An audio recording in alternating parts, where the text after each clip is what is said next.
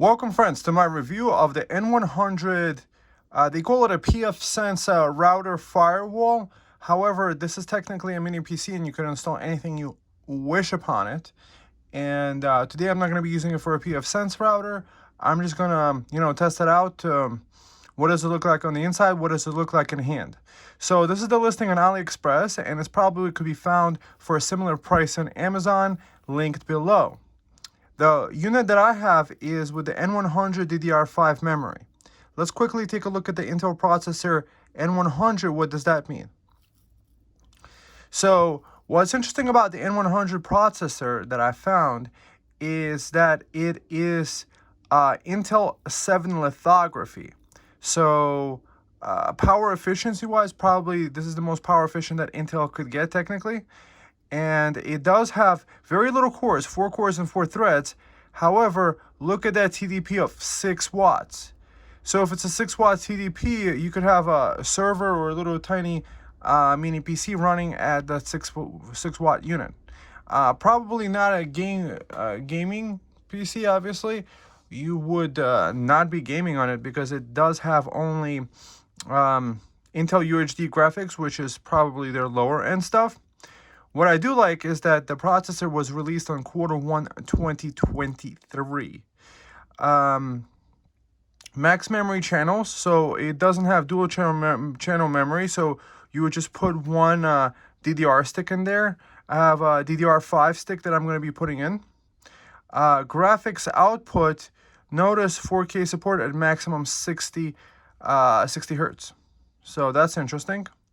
Expansion. What we're going to notice is that the hard drive can only run at Gen 3 on this unit, it looks like. Because Gen 4 would have actually said that it supported Gen 4. So probably the unit has Gen 3 drives and it has only 9 PCIe lanes. However, we have a 4-core CPU running at 6 watts. What do we expect? USB revision 2.0 and 3.2. Okay, that's fine. Max CPU is 105. And here's the advanced technologies that it does have. What do we need specifically? Speed step is nice. Thermal monitoring, security and reliability, stuff that we don't really care about. All right, so now let's actually unbox it right here on video, because that's the interesting thing, is to actually have the unit be unboxed on video and see what it looks like. Okay, so here's the box. Let's just move this out of the way. Let's open up the box. Let's open up the box. Just taking it out for the first time. I bought this with my own money. If you want to support the channel, just use my Amazon links below, or just go to AliExpress. It might be a cheaper price. So what's cool about this unit is that it is passively cooled. So this is a heavy duty chunky boy. And it has these big heat fins, and this is used for a web router software called PfSense. So you can install it on yourself, and each one of these 4 ports is 2.5 gigabits. So for most even highfalutin fast connections, this would be more than enough. So that's the actual unit itself. It looks like it has VESA mounting holes here, so you could actually attach it to a wall using a VESA connector. And it looks like if you remove the screws, that's how you get on the inside. So let's quickly look at what comes in the box. What comes in the box? What comes in the box? Oh. Okay.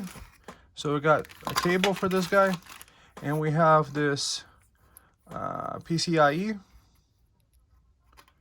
So this connects to the motherboard and gives you SATA connector. So it sounds like this unit has one SATA, one PCIe lane, because you only have 9 lanes to play with. And the power brick is 12 volts, 5 amps. So 60 watts, this unit probably doesn't even need 60 watts.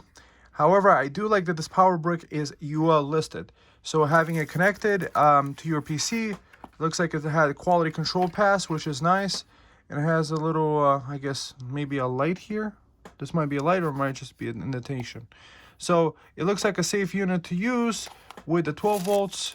And here's the little screws that it has. It sounds like these would be used for connecting your SATA inside. So throw this on the floor. Now, let's get the screwdriver. Let's get a screwdriver. All right, so let's remove these screws.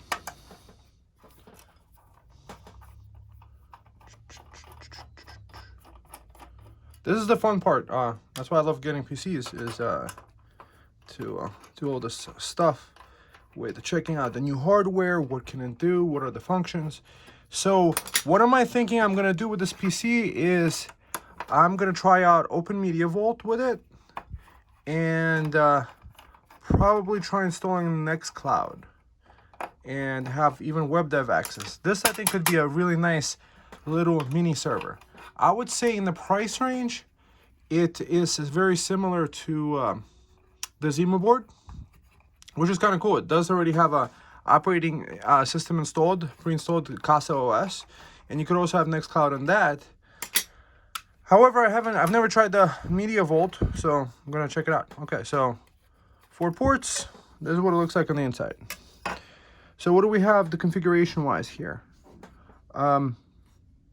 So I don't know what kind of port is this. Where does this guy get plugged in?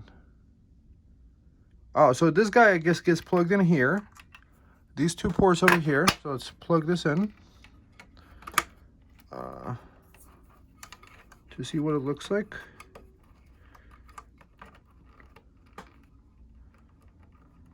I hope you guys enjoy this first-hand experience, kind of opening up the stuff. You know, it's not perfect, it's not scripted, and that's one of the things that I enjoy about YouTube also, is that a lot of people are just themselves. I just like genuine people. Oh, in the back of this unit, well, this little screw down thing, you have these holes. These look like mounting points to use these screws with, to put your SATA SSD with.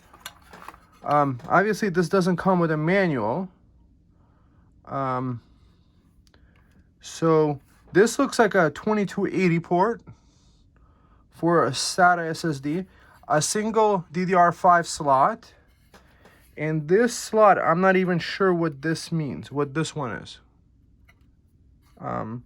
This one might be, it looks a little bit shorter than the 2280 this one does.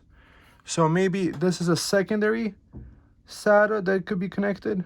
Or a secondary NVMe connection over here. So the first one that can do 2280, and this one probably does 2250 drive. And then you have this connection, which connects over this, which I've never seen before. That's an interesting thing. Let's see, so it's 12 volt inputs, and it looks like a cute little board back here. Very, very cute. And perhaps these are MAC addresses that are for each port. I'm not sure what that means. We have these little holes over here. If you got the Wi-Fi version, you could run a Wi-Fi antenna through here.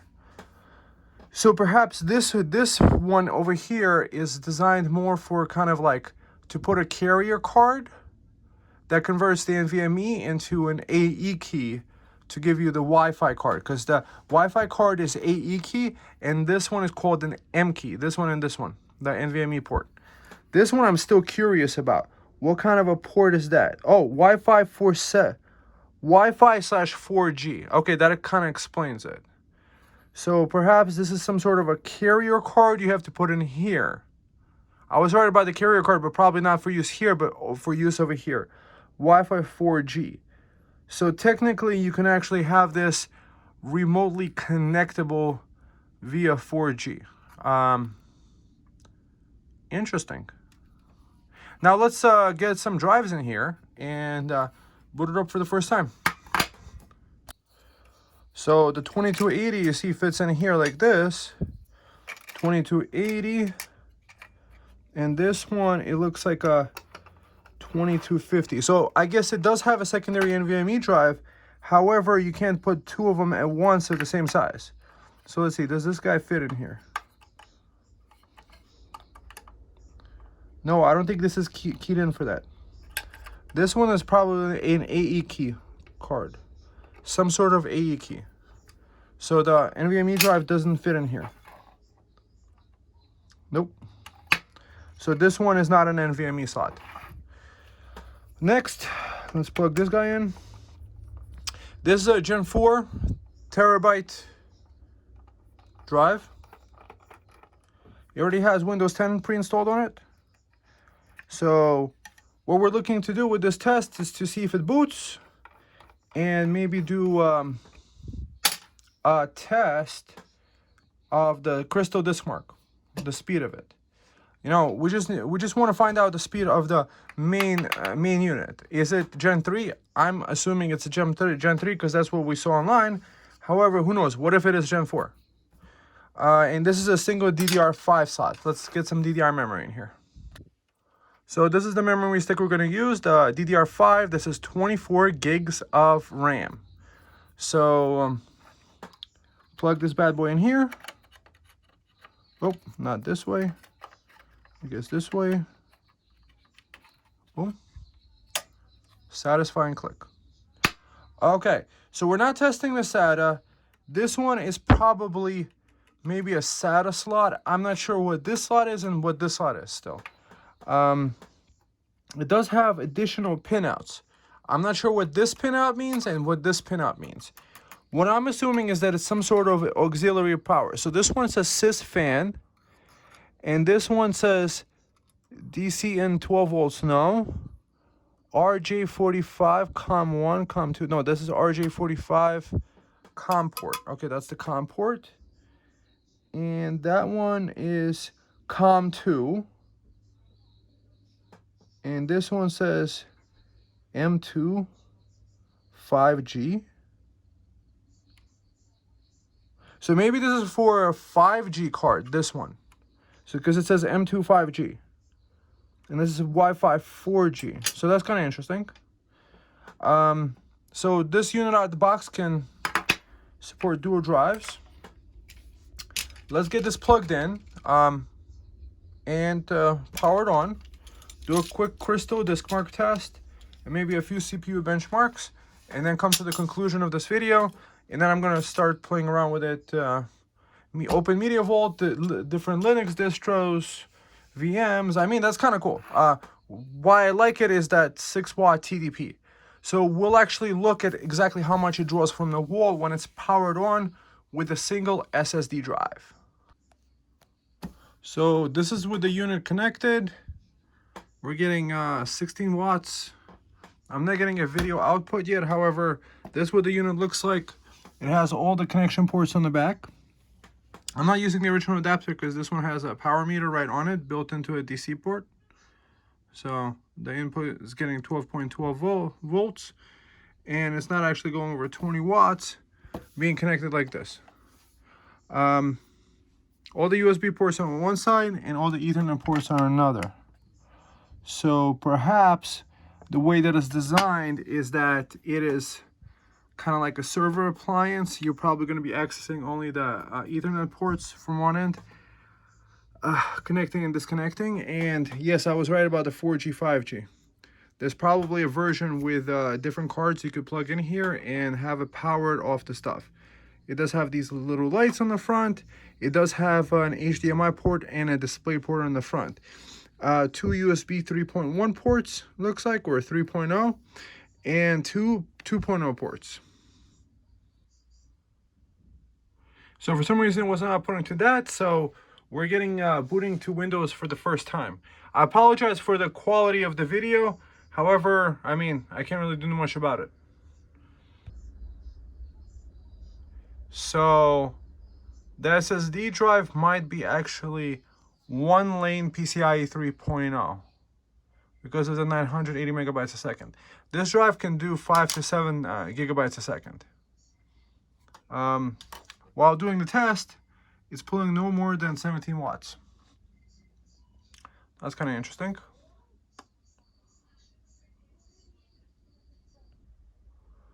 So that's the read and write speeds that I did, just plugging in the thing off the first end. And here's the CPU Z for this computer. Let's see, CPU Z, main board. So bus is PCI Express 3.0 as we saw earlier. Memory, DDR5. Graphics, Intel UHD graphics. Bench.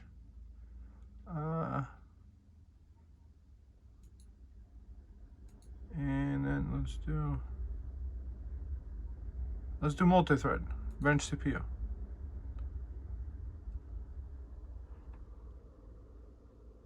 So it's even going up to 24, doing all processing cores.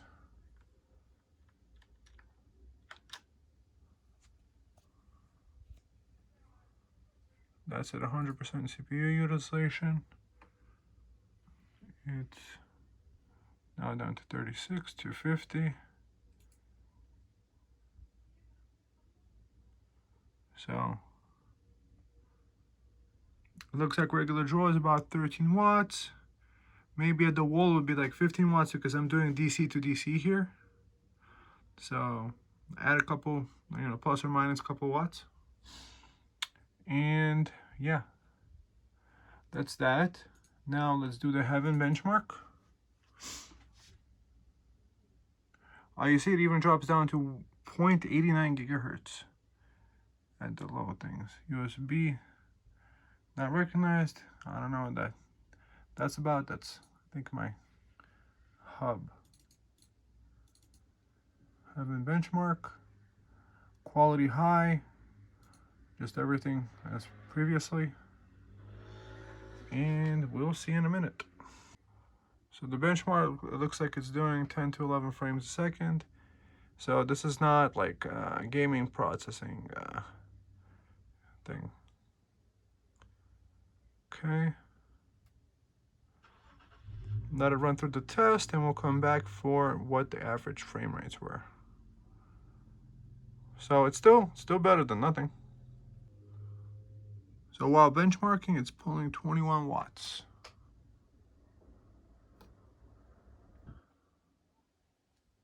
So the benchmark was taking way too long. I turned it off, so it was between 10 and 15 second, 10 and 15 frames a second.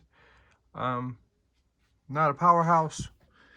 The way that this computer works is that as soon as you plug in power, it boots from the main SSD drive on there. So let's just get to the conclusions here. So idle-wise, that's what it's idling at, 13 watts, 14 watts. Not recognizing USB devices, things like this. So let's just close this down. Close this down.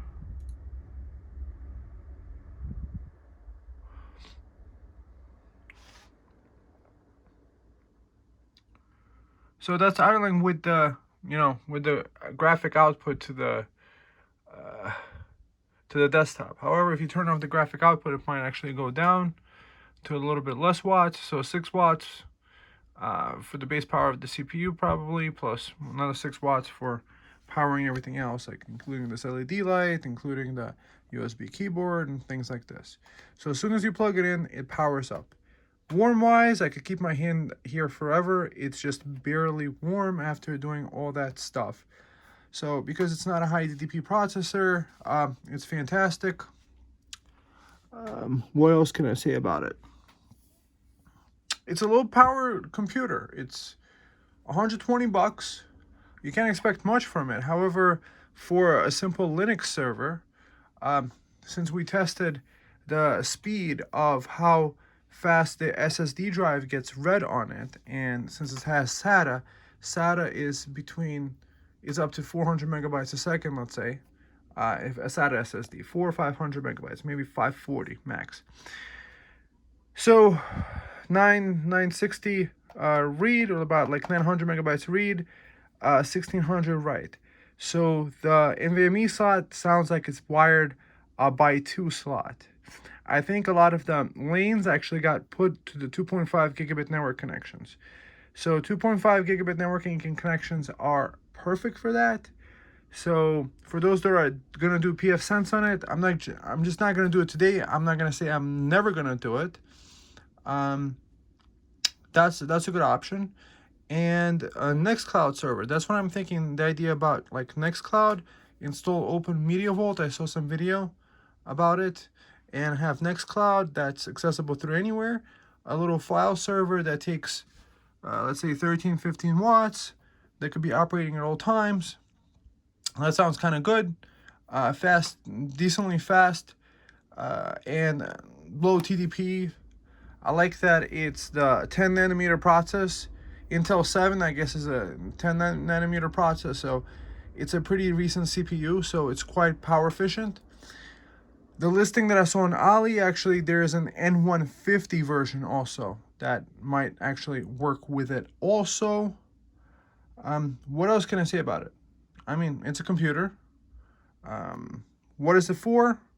It's for something that you just plug it in and I guess leave, like a router, like a switch, something like that, to power your internet to it. It keeps doing the USB device not recognized over and over again. I don't know why. Yeah, low wattage, reasonable price, doesn't overheat, nice and keeps nice and toasty, nice little tiny file server. Because think about it, for like a nice little tiny NAS, it would probably cost at least 100, 150 bucks without a drive. So here you just get an SSD, put like a 256 gig boot drive, and install TrueNAS, install Open Media Vault or something like that. Have this thing plugged in at all times and be accessible through the like various different channels. That sounds really good. All right, friends, thumb up the video, subscribe, and I'll put some links below for you to check it out. And I'll see you, friends, in the next one. Check out my other videos too. Bye.